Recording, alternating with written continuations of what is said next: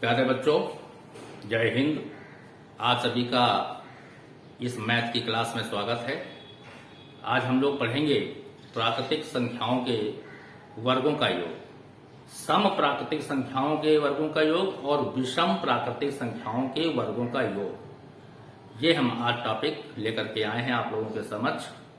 आशा है आप ध्यान से इसको देखेंगे, पढ़ेंगे, सुनेंगे और आवश्यकता अनुसार आप अपने नोट्स भी तैयार करते जाएंगे। तो आइए शुरू करते हैं टॉपिक आज का। दो प्रकार के सवाल विगत वर्षों में पूछे गए हैं। 2 से 20 तक सभी सम प्राकृतिक संख्याओं के वर्गों का योग, अर्थात 2 से 20 तक, मतलब ये कि 2 square plus 4 square plus 6 square, यानी जो भी सम संख्याएं हैं उन सम संख्याओं के वर्गों का योग यहां पर निकालने के लिए कहेगा। हमने उदाहरण के स्वरूप लिया हुआ है 20 तक। सवाल 10 तक भी पूछा जा सकता है, सवाल 25 तक भी पूछा जा सकता है, 26 तक पूछा जा सकता है। रेंज बनाई जा सकती है कि 1 से लेकर के 25 तक जितनी भी सम संख्याएं आ रही हैं उनकी वर्गों का योग क्या होगा, इस प्रकार का वही प्रश्न पूछा जा सकता है, जिसके लिए अभ्यास की आवश्यकता है। यहां पर दूसरा प्रश्न है 1 से 19 तक, अर्थात 1 से लेकर के 20 तक जो विषम संख्याएं हैं उन विषम संख्याओं के वर्गों का योग क्या होगा, ये पूछा जाता है। अब हम इसको सॉल्व कैसे करते हैं, इसके लिए जो ट्रिक है, सम के लिए भी वही है और विषम के लिए भी वही है। वो ट्रिक ये है कि n plus 1 n plus 2 upon 6, ये है ट्रिक। अब n नंबर ऑफ आइटम्स नहीं है, यहां पर n अंतिम संख्या है। अंतिम संख्या को ध्यान देना है, उसको ध्यान देना है, वहीं से कैलकुलेशन करना है और हमारा आंसर आ जाएगा। तो चलिए हम पहला क्वेश्चन करते हैं। पहला प्रश्न है 2 से लेकर के 20 तक, यानी 2 square plus 4 square plus 6 square और लास्ट में जाएगा जाकर के 20 स्क्वायर। इसके वर्गों का योग ज्ञात करना है। हम पकड़ेंगे 20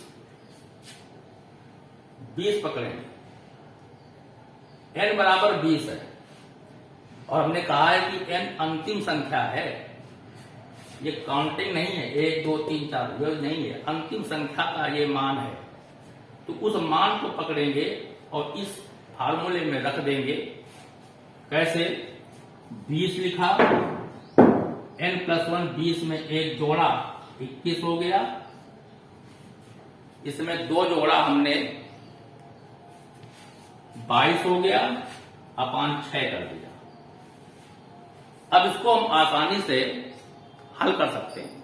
हल करें, 2 तिहाई 6, 2 तिहाई 20, काट लिया, 3 सते 21, ये आ गया जाकर के आपका 10 7 22 और सॉल्व कर लिया हमने इसको। 7 दूनी 14, 7 दूनी 14 1 15, यानी 1540 इसका आंसर है। 1540 इसका आंसर आया। क्या किया गया है?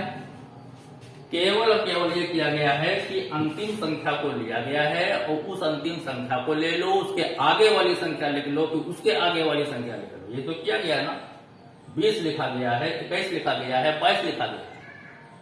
या हम दूसरे शब्दों में ऐसे लिख सकते हैं कि अंतिम संख्या ले लो और आगे की 2 क्रमागत संख्याएं लिख दो और 6 का भाग कर दो, तो हमारा आंसर आसानी से आ जाता है। अब एक दूसरा सवाल लेके करते हैं इसको। मान लीजिए ये 10 स्क्वायर तक होता, तब क्या होता? यानी 2 से लेकर के 10 स्क्वायर तक, 2 से और 10 के बीच में जो भी सम प्राकृतिक संख्याएं आ रही हैं उनके वर्गों का योग क्या होगा। नीचे ऑप्शन दिए होंगे, झट से करेंगे। अंतिम संख्या पकड़ेंगे 10 लिखेंगे, उसके आगे की संख्या लिखेंगे, उसके आगे की संख्या लिखेंगे और 6 का भाग कर देंगे। तो 6 दूनी 12, यह 110 गुणा 2 यानी 220 हो गया। आसान है। तो इस तरह से हम लोग जल्दी से इन प्रश्नों को हल कर सकते हैं और टाइम को हम बचा सकते हैं। अगला जो स्वरूप है प्रश्न का, वो स्वरूप यह है कि 1 से 19 तक सभी विषम प्राकृतिक संख्याओं के वर्गों का योग ज्ञात करना है। सबसे अच्छी बात यह है कि फार्मूला एक ही अप्लाई हो रहा है, अलग से कोई फार्मूला हमें याद करने की आवश्यकता नहीं है। जो फार्मूला सम के लिए अप्लाई हो रहा है वही फार्मूला विषम के लिए अप्लाई हो रहा है। तो यहां पर भी वही करेंगे, अंतिम संख्या को पकड़ेंगे और अंतिम संख्या जो क्या होगी वो निकालते हैं।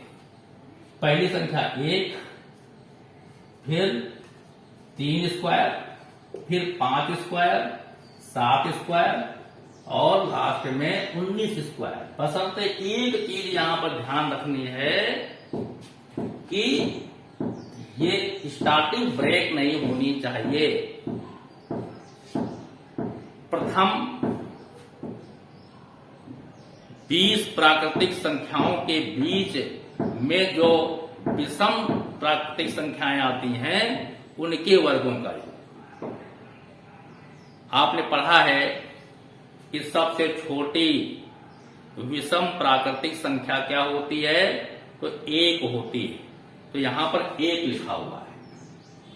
ये ऐसा नहीं होना चाहिए कि 3 स्क्वायर से चालू हो, फार्मूला ही वही लगेगा। तो उसके लिए फार्मूला अलग है, तरीका अलग है। यदि आप चाहेंगे तो बताएंगे भी उसको। हम पहले अभ्यास इसका कर लेते हैं।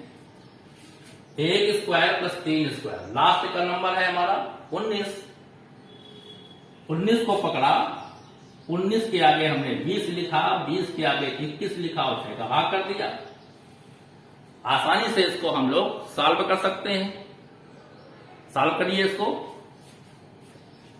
2 तिहाई 6, 2 तिहाई 20 और 3 सते 21।